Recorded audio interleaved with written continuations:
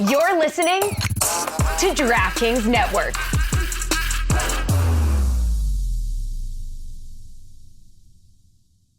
At Sierra, discover top workout gear at incredible prices, which might lead to another discovery.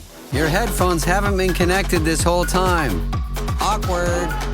Discover top brands at unexpectedly low prices. Sierra, let's get moving. What's up, Juju? What up, dog? Oh, 4 episodes My in. brothers. 4 episodes in. That's so fire, bruh. Did you watch the finale? Hell yeah, dog. Didn't see that one coming, huh? Be careful. Tread lightly. I'm just saying, I didn't see that one. They're talking about Paradise, and it's getting a lot of word of mouth, and I always enjoy when these shows get word of mouth, and a lot of my friends start talking about stuff because now I can anticipate binging something. I'm only 1 episode in, but go ahead. I mean, go have the floor here with how good this show is on Hulu. And for those of you who don't know, without spoiling anything at all, it's a president of the United States and his top security person, and it goes from there. Yeah, it's a murder mystery, right? And watching the first episode, you'll be like, okay, all right, whatever. Well, it looks a little weird, but okay. And then there's a revelation at the end of episode 1. And that sets the premise for the entire show, and that's what takes it from, okay, another one of these whodunit. No, but it's shows. plenty good before that revelation. It's good, but it's also like been done before. Whodunit? Been done before. The thing that I felt in the first episode, and I will let you guys speak to it, but the thing that I felt in the first episode that I legitimately have not felt since watching The Shield, which I believe to be one of the best television shows I've ever seen, is an increasing tension that by the end of this, I feel like I'm going to be personally surrounded because of how bad a situation this is. For sure. But even saying that, we can still acknowledge that you've never felt like I'm watching something totally undone before until the end of episode 1. And that's what took me from like, okay, this is a cool show to what?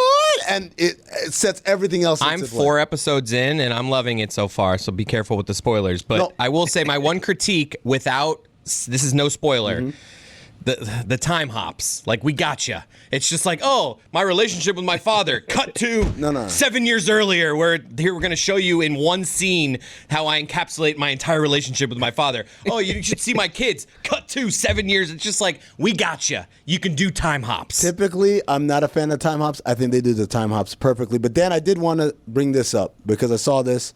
This was the Dan Fogelman, who is the EP of the show. He posted on Instagram an email he sent to Sterling K. Brown, the star of the show, December 14th, 2022. Hey, man, so here's something different I've been working on for the last few months. Wrote it for/picturing you. You're the only person who has seen this aside from the 4-ish people who run Disney/20th. It was turned in 48 hours ago and is getting a series order. Keep that between us. It's all just happening overnight, but it will be roughly 8 to 10 episodes a season for Hulu, couple seasons. I have no desire to shoot anywhere besides LA, though we might have to drive a bit to get to location it requires. No one else involved yet. No one else has seen it. This email will self-destruct in 2 minutes. I know it goes without saying, but never feel pressure on my end. Like Whitney said, I will always love you. Take a read. Tell me what you think. You'll have questions at the end. I have answers. Love to Rye and the fam. Feel better. 2 years ago, he sent that email to Sterling K. Brown. Didn't have a cast. Didn't even have a green light. Isn't that how every show gets started? No. Like with a pitch to a lead actor. Hey, I wrote this. No, man. This is How is every show pitched ever to an actor? Well, I don't mean to undercut what you're doing, but it just seems like a pretty standard process. Usually they pitch to the studio, and the studio either has ideas of who they would want or... Well, we're talking to a movie star here. He would know how this stuff happens. Sterling K. Brown is great. Like I love him in just about everything. Juju, what are your thoughts on Paradise? Well, you've told us already, but added thoughts. Yeah, like they're saying, when it comes to the time hops, it's from the same people who made This Is Us. And if you watch This Is Us, they got nothing but time hops telling you about how the dad was going through this or that. But long story short, after you watch that first episode, the last scene, I feel like universe universally around the globe. You're in. You just say, I'm in. You say exactly, okay, I'm in now. I'm locked in. Can't wait for episode 2. Please, I urge everybody to go give it a chance. All right, please, I urge, as someone who was discussing with Amin off air here moments ago, my general frustrations on us having ideas at Metal Arc and then not executing them, I would love a time hop that goes back in your relationship with your father, Chris Cody, and shows me your entire relationship in one scene. I would like for you to write with your dad, show us that he's the actor that he's told us he is this week. One scene that encapsulates your whole relationship. I'm giving you the assignment. I'm sure it will never see the light of day. Hold on, Dan. Chris, let me help you out. The present scene is you guys on the boat for your dad's birthday. The time hop goes back to the story you told on the boat. Do it however you want. Just get me something by the end of tomorrow's postgame show. Amin nailed it. Look, as someone who witnessed the boat and the speech on the boat, that's a really good template.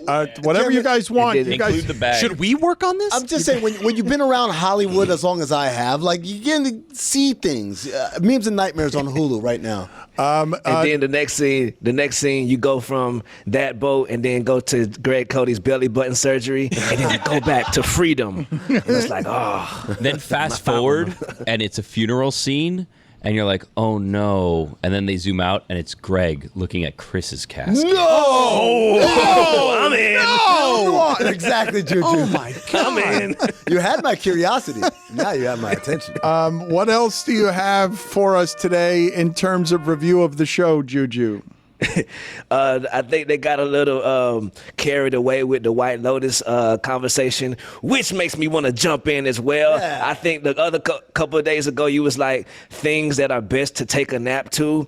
I would urge people to see episode 3 of White Lotus. Very peak nap-taking vibes. The water hitting. You be like, oh, man, then you hear the birds chirping, and then you hear a phone vibrating, but it's like, oh, that's not my phone. That's Draco Malfoy's dad's phone. I can stay asleep. And speaking of Draco Malfoy's dad, his accent could use a little WD-40. I'm not sure if he's from Texas, Australia, London. I don't know. But I love the White Lotus, just the franchise. But this season is made of filler. Thank just made you. of it. How did you feel about people coming after renewed vows? I thought they really went hard after romance here. Right, bro. Like the same way White Lotus is made of filler, my shirt is made of boyfriend material. If my baby wants I don't give a damn if she wants me to fly to the moon and just say, hey, bro, we gotta go. She has chosen to spend the rest of her life with me. And if baby say she want to renew her vows in front of her friends, dare I say, I'm willing to give her the moon. I'm willing to give her the world. I will invite all the people. Thanks for saying this. I know who to leave off the invite sheet. Because, bro, whatever my baby want, I'm going to surround her with love for the rest of my life. So I think that the vows got a little bad rep, bro. We talking to David Sampson, a proud divorced man. He calls it what, the devil he knows? The rare. We can't ask people like him about the vows. I think that vows are to be celebrated, and it's an amazing thing to live that long and celebrate your love. Juju, I saw a guy on Instagram say that the cure for the divorce rates in America, which is around 50%, is to treat marriages like a 4-year NBA contract. And that way you have a contract year at the end, and people are still working to keep the relationship alive, versus a lifetime deal where it's like, what's the incentive for me to work? I'm already here. Right. And you got to treat every day like you just start courting. Like being. Hanging on every word. Yeah. You got to. Damn it. You know what I mean? We didn't know what you mean can because you froze out after our lights went out. Go ahead and you always got to be courting is where we lost you. Oh, yeah, you got to keep it courting, bro. Ask your wife, hey, do you mind if I take you on a date this Saturday? Are you free? Like, keep the spice in your love life. Write her a note. Tell her, hey, meet me at this restaurant. I'm going to act like I don't know you, and I'm going to try to see if I can pick you up sometime in the night. Like, keep your relationship alive, and this is some of the stuff that helps do so. When I asked my wife to go on a date, she goes, but your parents watched her last weekend. What am I going to ask my parents again for the 3rd weekend in a row? I can't just be asking. We can't ask everyone every weekend, and then I get an earful. That's why I'm just like, okay, sorry. I have an idea that's never been done before on any show or podcast anywhere. What if we had a love line for advice? But for every question, Juju gives his advice, and then Chris gives his advice. I love that. I love that idea. Let's do that right after we do Greg and Chris in a single snapshot, one acted scene. Before we get to the polls, I wanted to tackle a couple of basketball things here with Juju. First of all, Juju has designed a new T-shirt. Thank you, Nico Lakers shirts that you can get at LebatardAF.com. What are your thoughts on Nico, the Lakers, and the fact that last night they win again, and Luka hasn't looked efficient or right in any of the games, but they're winning plenty, just like Golden State is. Right. I think it's something to having LeBron and Luka on your team when you are a Showtime Laker. I think it motivates everybody to treat every single game like it's a new relationship. Like, man, there's Joe, there's Denzel Washington. Man, I got to do my job. They are so efficient right now. Jared Vanderbilt, the enforcer. Like you said it a couple weeks ago. I laughed at you, Dan. I was like, yeah, sure, Jared Vanderbilt. I told my girlfriend, Dan said a funny joke today. Jared Vanderbilt is an enforcer. No, you were right. They bring the pressure to every single game, and I think that they're rising to that occasion. And if you're out there listening to my voice, if you want a team to do bad, send me an email, tell me to praise them, and watch their season go down the toilet that day. Thank you, Nico shirts, right now available, LebatardAF.com. I don't get to have it right on the Lakers. I thought they would immediately be the worst defense in the league if they had LeBron and Luka on the court at the same time. I don't get to be right on that one. I mean, I don't even understand how I'm that wrong on that one. I thought they would be the worst defense in the league, taking out Anthony Davis and replacing it with having Luka and LeBron on the court at the same time. Well, first of all, the Phoenix Suns say, hold my beer. As soon as they heard you say that, because they're awful. They guard nobody. But, yeah, Jared Vanderbilt, Juju's right. Jared Vanderbilt has been a godsend returning from injury for them. And they have enough guys. They don't have everyone on the team being a great defender, but they got enough guys between Vanderbilt, Dorian Finney-Smith, Rui Hachimura. Yeah. They got enough guys to keep Gabe Vincent a semblance of a great defense. And what they've done is they've defended at a top 5 level. Now, Dan, if I told you who are some of the other great defenses since the Luka trade, and I told you the Brooklyn Nets are in there, and the Detroit Pistons are in there, and the Portland Trailblazers are in there, it also begins to give us, this is small sample size. Yeah. Juju, what are your thoughts on the conversation around Jimmy Butler and Golden State? Yeah, man, I think Jimmy Butler, he just opens up the floor so well, and the combination of him and Draymond's veteran leadership, it allows players like Brandon Podziemski, Moses Moody, last night Buddy Hield, to do what they're actually good at versus trying to do what Steve Kerr would like for them to do. He's allowed every player on that team to actually settle into what they're good at. I need to make a correction from earlier in the show. I talked about the likelihood of the Warriors being probably the 7th seed going in after winning the play-in. I misspoke because the Clippers lost last night and the Warriors won. The Warriors are now 6 officially. Clippers were up by 23 last night. They've lost all 4 times they've played Phoenix. And if you're only looking at box scores, Podziemski has been better than Jimmy Butler. But don't tell anybody that, all right? Don't just keep making it about only Jimmy Butler. Let's update the polls in a second, but let's do against the spread. It's not my computer. It's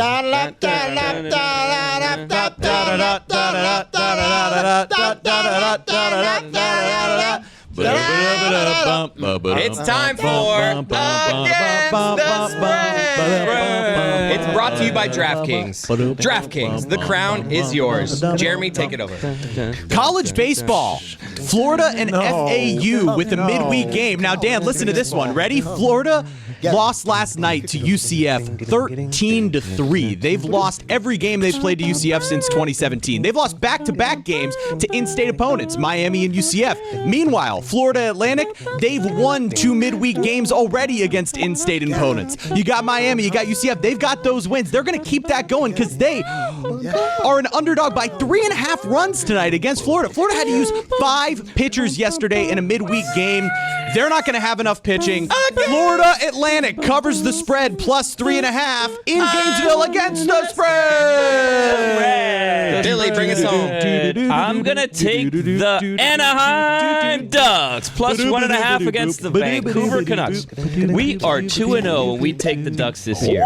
Last time we took the Ducks, it was very, very dicey. They were favored to lose by 1.5. They had a 3-0 lead. Most dangerous lead in hockey is 2 goals. They ended up blowing that.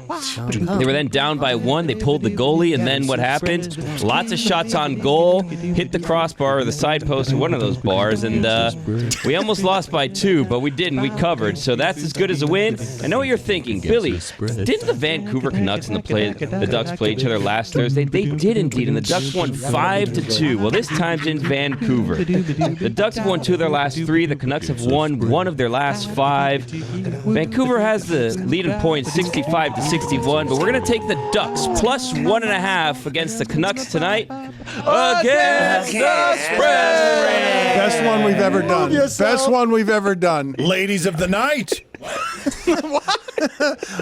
Update the polls here for us, Juju. I've enjoyed the return of the polls, the return of the updates. You've been choosing very smartly with the ones you've chosen to update. What do we have today? Before we get to, I want you to put a question on the poll, Dan Batard.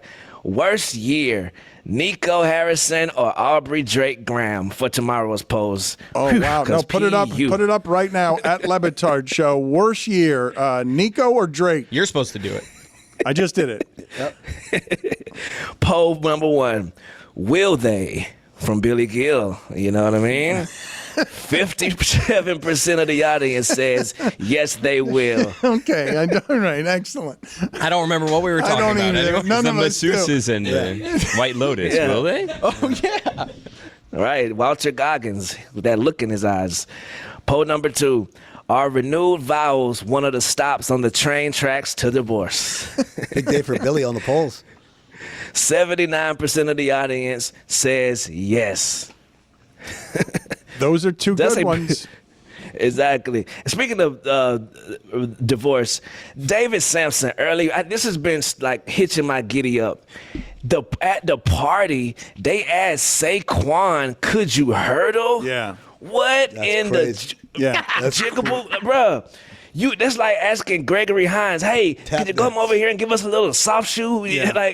Yeah. You don't do that. That's why you need friends from all walks of life in your life to be able to say, hey, bro, don't ask that to the black. Don't do that. Here's the crazy Out of here. Juju, here's the crazy part. The friend who was that in that story was David Sampson. He was the one telling Sampson was the them. voice of moderation there. Can you imagine a room where Sampson is like, he's the one who knows how to act? Hey, Chris Cody, can you give me a little Michael Jackson kick? What are we doing? No, that's I almost did it. I mean, Dan makes me write a song so that I can work here every day. So Best song ever, though. Thank Best you. song ever. I really in the appreciate world. that. His last one was really good. It was a really good effort. We found a lane for him. Just make fun of Dan and his ability to eat pie. Journalism Oh, yeah. died. That song of the year. Dan was saying, oh my, how I'd love to eat pie. Oh, but if it has some gluten, then I think I may die. I'll shoot my integrity straight into the sky, banging Panthers drums as a Cuban-born guy. At Lebitard Show, it is good. Cuban-born guy is just excellent. Again, it was not Cuban-born. It's as big a lie as the one Dwayne Wade told, according to the Miami Heat. What do you have for more updated polls here? Do you use the word croaked when talking about death? 57% of the audience says yes, they do. Wow. What? That's high. That is high. We got an old ass audience. Does everyone have a crotch? 96% of the audience says yes, everyone does. It's a good poll question. 4% of them are what? Arliss Loveless from Wild Wild West? 4%. And that one guy, the wrestler. Oh, yeah. Those are your polls. Thanks, Juju. Thanks, Juju. Thank y'all.